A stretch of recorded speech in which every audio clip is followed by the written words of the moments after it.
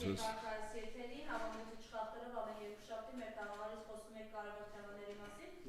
Այսպես եթե բաժանում անենք մեր այսօրվա եթերը 4-5 հիմնական թեմաներ կա, որոնց կանդրադառնանք, բայց կարծում եմ այս փուլում ճիշտ է, որ մեր զրույցը սկսենք Արցախի ռազմաքաղաքական գործիչներն ու մեր մյուս գերիները բառաբուն իմաստով խոշտանգում են Բաքվի բանտերում, իրավիճակը իրոք սարսափելի է, պատկերացնել են անգամ սարսափելի է, թե ինչ խոշտանգումների են ենթարկվում։ Այս իշխանության ներկայացուցիչները ամենաբարձր մակարդակով անում են ամենաստոր հայտարարությունները։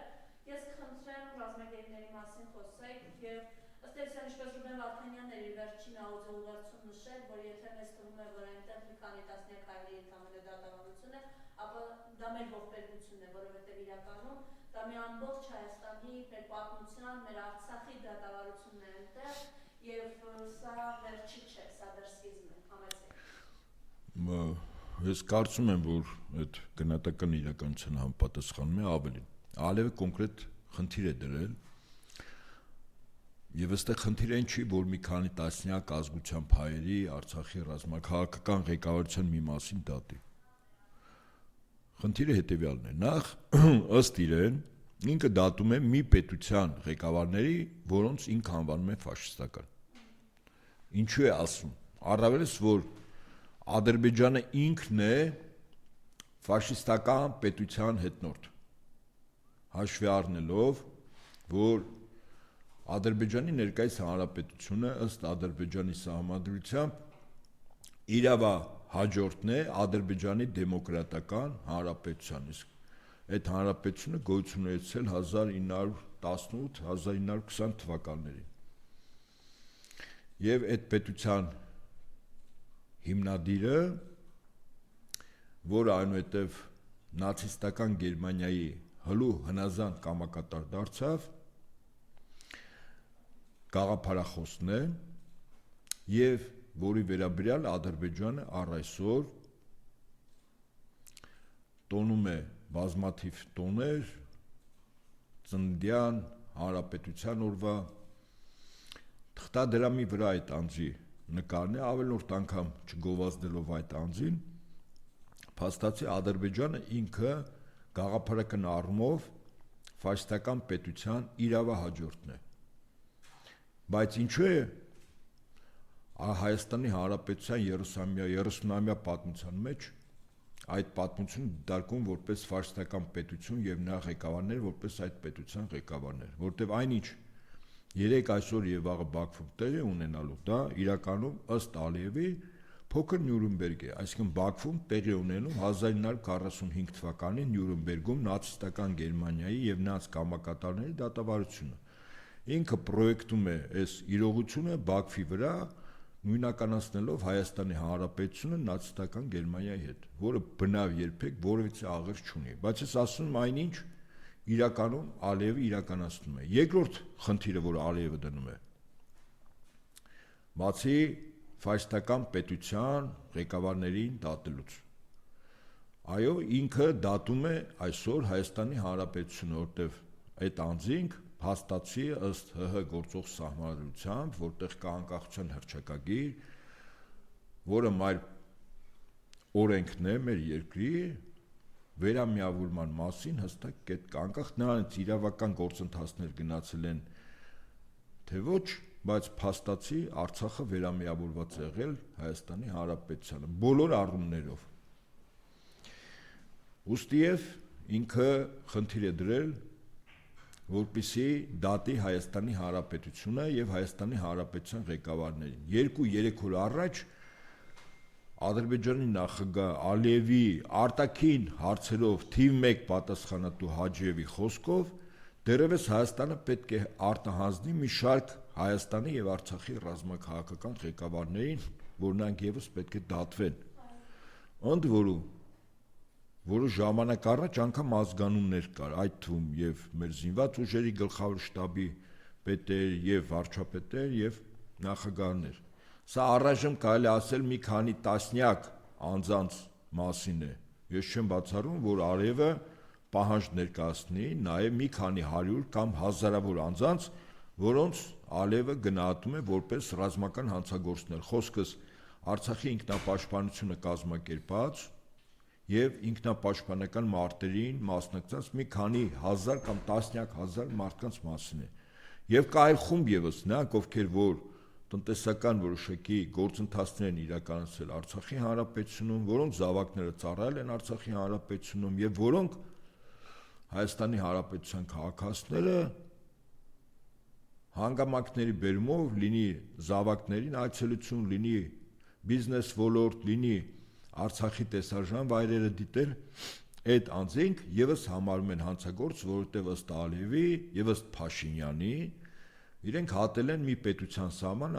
առանց այդ պետության համապատասխան կառույցների թույլտվության։ Ուստի եւ երկրորդ խնդիրը, որտեղ որ Ալիևը դնում է, դա դատում է այսօր Արցախի ռազմաքաղաքական ղեկավարությանը, բայց անուղղակի ինքը դատում է Հայաստանի Հանրապետությանը եւ այդ ցուցակը իր մոտ բավականին մեծ է, ասում առնվազն 3-4 խումբ կա թվականակ աճելով։ Եվ երրորդ խնդիրը, որ Ալիևը դնում է այդ դատավարությամբ։ Փաստացի դատավարությունը նաեւ եւ դատավարության ընթացքում հնչած մտքերը, տրված ցուցմունքները դա Դամոկլյան սրի նման կախված է Փաշինյան Նիկոլ Կոշվածի Հայաստանի օրվա ռեժիմի եւ իր պարագլխի գլխին, որովհետեւ մենք դեռևս չգիտենք, թե ցուցմունքները վերցնելու ժամանակ ինչ ցուցմունքներ կան, բնականաբար որոնց մի մասը միգուցե նաեւ կեղծված, բայց որոնց մի մասը կոնկրետ իրական, ընդ որում էս վերջերս Արցախի նախկին նախագահ Հարությունյանի անունից ասվեց, որ փաստացի Փաշինյանը այս կամ այն հրամանները տվել է եւ Արայք Հարությունյանը Արցախում միայն կատարող է եղել։ Չեմ ասում նաեւ տրվեց, որ Արցախի ինքնապաշտպանական ուժերը ենթարկվել են Հայաստանի Հանրապետության զինված ուժերին եւ բնականաբար այդ ժամանակ մեր զինված ուժերի գլխավոր շտաբի պետ եղել է գեներալ գնդապետ Օնի Գասպարյանը եւ այդ անձը եւս թիրախավորված է Ադրբեջանի ռազմաքաղաքական ղեկավարության կողմից։ Ուստի եւ այդ դատավարությունը նաեւ միջոց է Հայաստանից կորզել առավելագույն առաջին հերթին Փաշինյան Նիկոլից, որտեւ եթե վաղը չեմիսօրը հրապարակվի ինչ որ իբր տրված ցուցմունքներ, որով Փաշինյանի դյուրին կերպով ըստ այդ ցուցմունքների կարող են հրավիրել Հաագայի միջազգային դատարան, անձանց պետությունների ժողովուրդների դեմ իրականացած ծանր հանցագործությունների, այդ թվում նաև ցեղասպանության, սկզբունքորեն Ալիևը կարող է նաև այդ հայցը ներկայացնել։ Սա այն 3 հիմնական խումբն է, որը որ Ալիևը լուծում է, բայց կա նաև դրանցից ածանցվող որպես հետևանք եւս մի խնդիր, որը Ալիևը լուծում է։ Դատելով Հայաստանի Հանրապետության, Արցախի Հանրապետության ռազմաքաղաքական ղեկավարներին, փաստացի ամենաթողության, բռնությունների, կտանքների ենթարկվելով ոչ միայն ղեկավարության, այլ նաև այն անձանց, որոնք այդտեղ դատվում են, այդ թվում նաև Ռուբեն Վարդանյանին, Ալիևը լուծում է նաև հոգեբանական մի շատ կարևոր խնդիր։ Մեր երկրի քաղաքացիների մոտ անհուսության, անելանելիության մի հոգեվիճակ է ներարկում, առավելևս այդտեղ ինքը որպես հաղթող է դուրս գալիս, որովհետև փաստացի մենք իրավիճակ չենք կարողանում փոխել։ Այսինքն սա որպես ածանցյալ միջոց եւ նպատակ Ալիևը օգտագործում է։ Լուծումների հետ կապված ես առավել քան համոզված եմ, ցանկացած լուծում, որտեղ Հայաստանի քաղաքացիները, որտեղ արտերկում բնակվող մեր հայրենակիցները, մեր երկրի համախոհ շրջանակները տարբեր երկրներում, ինչ էլ որ անեն, միևնույն է, իրավիճակի վրա որակապես չեն կարող ազդել։ Ազդեցության ես երկու աղբյուր գիտեմ։ Աղբյուրներից մեկը դա Ռուսաստան, Միացյալ Նահանգներ երկրների ղեկավարների զանգն է Ալիևին կամ միջնորդավորված զանգը Ալիևի այն տեղակալներին, որոնք պատասխանատու են այս գործընթացի համար, սա առաջին, երկրորդը Բրիտանիայի թագավորական ընտանիքի եւ վարչապետի զանգն է Ալիևին միջնորդավորված Էրդողանի միջոցով։ Քանի որ դուք առաջին տարբերակը ասացիք, ռուս-ամերիկյան, այսպես ընդհանրության մեջ ասացիք, բայց եթե կարելի է Եռաբլուրում Վագեն Սարգսյանի ծննդյան օրը Սասուն Միքայելյանի եւ գերիներից հարց են ուղղում, ինքը ասում է Գերիները հավատացին ռուսներին մինչև վերջ գնացին։ Ես կխնդրեմ իրեն ինչ ունեք ասել ու իրենց հայտարարությունը։ Ինչ առումով հավատացին, այսինքն որ ռուսներն են հանձնել։ Այնքանով որքանը որ ես եմ տիրապետում տեղեկատվությանը այդ օրերի հետ կապված, պաշտոնական տեղեկատվություն որևիցե ձևով ոչ Արցախի են ժամանակվա ղեկավարների, ոչ էլ Հայաստանի այսպես կոչված ղեկավարների, ես իրենց անվանում եմ ռեժիմ եւ ռեժիմի պարագլխի կողմից որևիցե պաշտոնական հայտարարություն չի եղել։ Ցանկացած գնահատական հրապարակային հանրային կամ խմբային խոսակցությունների ժամանակ դա միջնորդավորված տեղեկատվություն է։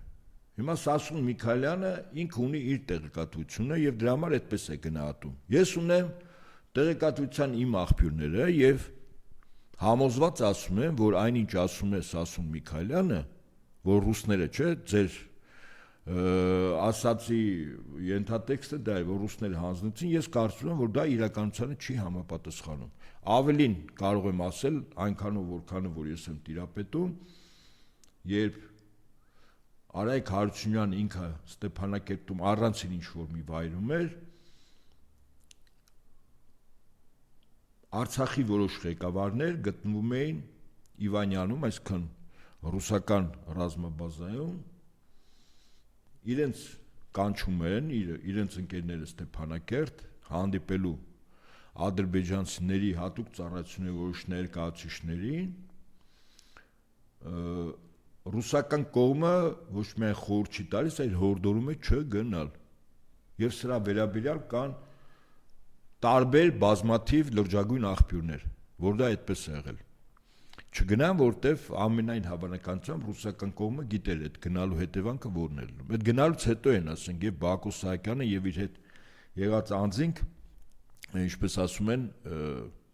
ձերբակալվել կամ ուղղակի հանձնվել։ Սա ինչ վերաբերվում է Բակո Սահակյան։ Ռուբեն Վարդանյանը այլ է եղել եւ իր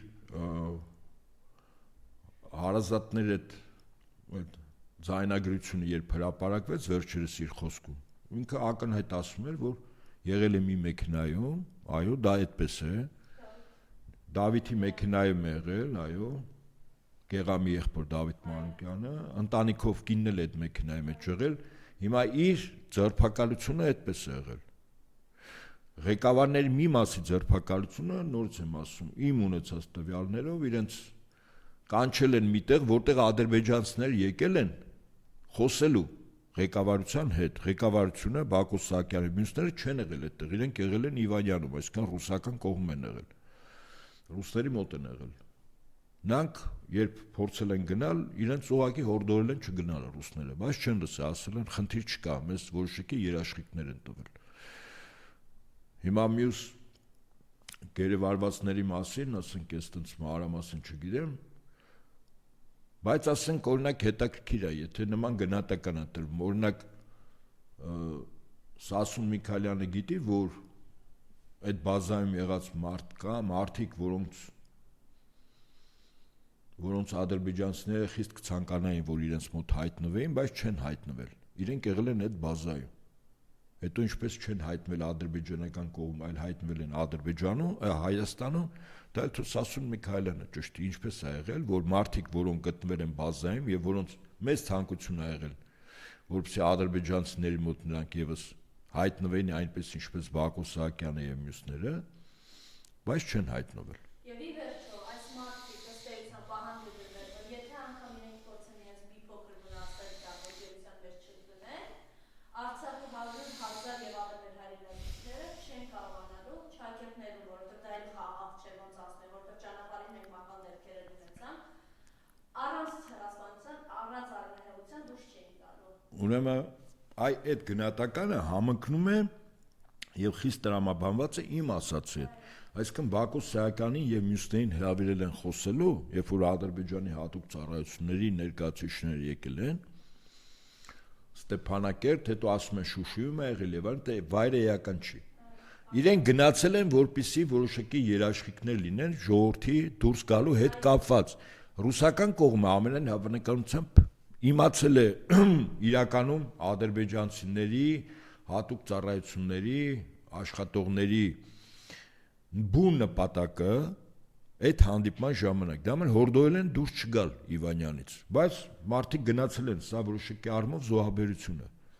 Իսկ այս զոհաբերության հետ կապված Անդրանիկ Քոչարյանը ասում է պետք է գերի չընկնեին, դա վտանգավոր է Հայաստանի համար, բայց ինչի համար են իրենք գերի ընկել են, որ այ այս մարդիկ չցեղասպանում, որովհետև 9 ամիս ու ավել դուք իրենց թողել եք անտերության մեջ։ Ես չեմ ուզում մեկնաբանել այդ անձի ասը, սկզբունքորեն եթե լավ դե ամեն դեպքում որ հարցը տրվել է, բայց ես արձագանք եմ, չլինի որ խուսափում եմ, գերի ընկնելը երկրի ցանկացած ղեկավարի գերեվարումը իր մեջ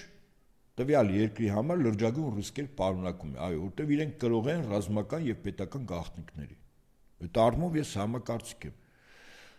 Բայց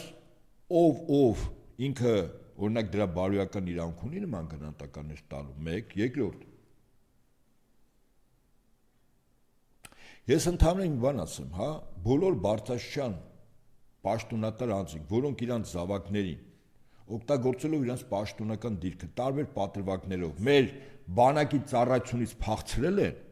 եւ այդ հեքիաթները թող ուրիշ տեղ պատմեն։ Դրանք ընդհանրապես ծղրտալու անգամ բարոյական իրավունք չունեն։ Չեմ ասում, խոսելու, ծղրտալու, որոնք իրենց զավակներին տալ են արտասահմաններ եւ այդպիսի քաղաքական իրենց քաղաքական գործիչ հրճակած անձինք կան, չէ՞։ Եվ բանը, եկել են մեզ հայրենասիրություն են, հա, խոսում այստեղ։ Այս մարդիկ տեղը չեն բերում, ես մի դրվագ բերեմ, ուղղակի որ տեղը եկակ խոսակցության։ 98 թվականներ, եթե չեմ սխալվում, Պաշտպանության նախարարությունում սելեկտորային խորհրդակցությունն էր, նիստը վարում էր Վազգեն Սարգսյանը։ Երբ որ զեկուցվել էր լուրջ ուսումնասիրությունից հետո ինքը վարչապետ էր, թե բանակից տարբեր պատրվակներով որքան թվականակն եմ ասում, կամ 98-ներ, միգուցե ես դա այդպես ոչ ճիշտ բան չասեմ, կամ 98 թիվներ, կամ 96 թիվներ ժամանակ Պաշտպանության նախարար, բայց սելեկտորայինը 98-ին Պաշտպանության նախարարը Վաղարշակ Հարությունյանն էր, կամ այդ ժամանակ էր կամ 96, ես ուղղակի իր պաշտոնը սելեկտորային խորհրդակցության ներկա եմ եղել, երբ որ հանձնարարական տրվեց ճշտելու, ճշգրտելու, թե այդ մեծ թվականակը ինչպես են զորա ազատվել ծառայությունից։ Հետո պարզվեց որոշակի աշխատանքներ տանելուց հետո հիմնականում քննչական մարմինները, առողջապահության նախարարությունը եւ ռազմական ոստիկանությունը, որոշ ժամանակ հետո ճշտելուց հետո դուք պատկերացնում եք մի քանի հազար անց այսպես ձեռի հետ բնականաբար կամ զանգով կամ զանգը փաթեթավորած դոլարով ծառայությունից ազատվել են, մի քանի հազար անց զորակոչվեցին իդեպ բանակ նորից, որտեվ տարիքը այդ 28 չեմը չեր անցել։ Հիմա գոնե չխոսան, իսկ եթե վաղը չեմ իսօրը իշխանափոխությունից հետո այդ ամբողջ ծառայությունից պապաներով, չգիտեմ, հորքուրներ, քերիներ, ծանոթ խնամի բարեկամով ազատված տարբեր հիվանդություններով, ուսման ծարավ դրսում սովորած ստեղ վերադարձած եւ ընդհանրապես այդ մասնագիտությամբ, գիտությամբ չզբաղված անձած անձնական գործերը որ բացեն, բարձր մի քանի տասնյակ հազար մարդ կարող է կամ մի քանի հազար մարդ նորից զորակոչվի։ Գոնե բերաներ չբացեն, գոնե չխոսան։ Խի դրա բարոյական իրավունք ունեն այս մարդը կամ մեռնելուց են խոսում, իրանց խփեին, այն մի խեղկատակել ընդեղ կա, ինչ էր ասում, ինքնաթիռը թույնս խփեր, բան ես ես կրուտոյի տղա եմ, բան։ Այս սրանցից քանի հոգի այդ 44 օրային գնացի առաջնագծում ծառայ է։ Գնում են Գորիսում սելֆի էին անում, հյուրանոցներում վեր են գնում են հյուրանոցներում կամուֆլաժ, ուտում խմում են հեռակակապ, դրա ինչպես ասում են գալշկի, գալիս են Հայաստան։ Գոնե չխոսան սրանք։ Եվ սա ես կարծում եմ նաև որոշակի առում մեր ժողովրդի եւ պատերազմի մասնակիցների բացթողումն, ասած բերանները նենց զակատ էին, որ ընդհանրապես բերանները չբացեն այդ 44 օրից խոսելու։ Բայց ունենք այն ինչ ունենք, սա իշխանություն կոչված է, որի իրականում ես Հայաստանի իշխանությունը գտնվում է Բաքվում եւ Անկարայում, իսկ որոշումները ստրատեգիական կայացում է Լոնդոնում, այդպիսի իշխանություն է Հայաստանում 0 ինքնիշխանությամբ 100% արտաքին կառավարմամբ։ Սրանք ծնողներին հիշում եք Եռաբլուրից ոնց էին տանում։ Ես մի դրվագ եմ հիշում։ Նահատակ Սուլեյմանի մասին եմ ասում։ Իրանի Իսլամական Հանրապետության Պահապանների կորպուսի Ալ-Կուդս ստորաբաժանման հրամանատարը, որը պատասխանատու էր շի աշխարհում դիմադրության գոտի ստեղծելու։ Երբ մի հանդիպում քննարկում էր եւ պատերազմում զոհված Իրանի զինծառայողների մայրերն էին հարթակում կանգնած, գեներալ կոչումով եւ այդ երկրի անվտանգության խորհրդի անդամ հանձնացող անձը խոնարհվեց զոհվածների մայրերի ոտքի առաջ եւ համբուրեց կոշիկները։ Խոնարհումը այդպիսին է։ Եթե սրանց թվում է, որ իրենք դեռևս մարսել են Եռաբլուրի այն այլանդակությունը, որ իրանք արեցին, մեր զոհված ընկերների, զավակների, ծնողներին, մայրերին այդ ձևով, ես կարող եմ անձնապես շատ բաներ ներեմ, գիտեք, ասենք լափել են, բյուջեն, չգիտեմ ես, ինձ համար այդ իրավունքի մասնագետների գործ է։ Ես առանձնապես այդտեղ չեմ էլ խորանում։ Ինձ համար այդ առումով բարոյական հարցում շատ ավելի կարևոր է։ Ցանկացած հրաման տվող, այդ օր ով այդ հրամանը տվի, իհարկե Նիկոլն է տվել։ Իր հրաման կատարող այն ժամանակ ոստիկանապետ ներքին գործերի նախարար չէր, եւ տեղում ներքին զորքերի հրամանատարն նա հրոսակներ այդ հրամանը կատարելուց, ես ասում օրենքի ամբողջ խստությամբ այդ մարդիկ պատժվելու են։ Ամբողջ խստությամբ ինչ արել են մեր զոհվածների, մայրերի, քույրերի, կանանց, աղջիկների հանդեպ։ Այդ ձեզ թվում է, որ այդ անցավ գնաց ու դուք մարսեցիք։ Դրա վրա ժամանակն ու տարածությունը չի ազդում եւ կապ չունի դուք իշխանափոխությունից հետո աշխարհի որ մի անկյունում ծվարած պատի տակ վախվխող թե երբեն հետևներից հետ գալու, որտեղ դուք միջազգային հետախուզման տակ եք ու երբեն բերելու Հայաստան։ Սա ինչ վերաբերվում է մեր ռազմագերիների հետ կապված, ես առավել քան համոզված եմ։ Բնականաբար Բրիտանիան դա չի անի։ Բրիտանիան այսօր ռեալ լծակ ունի եւ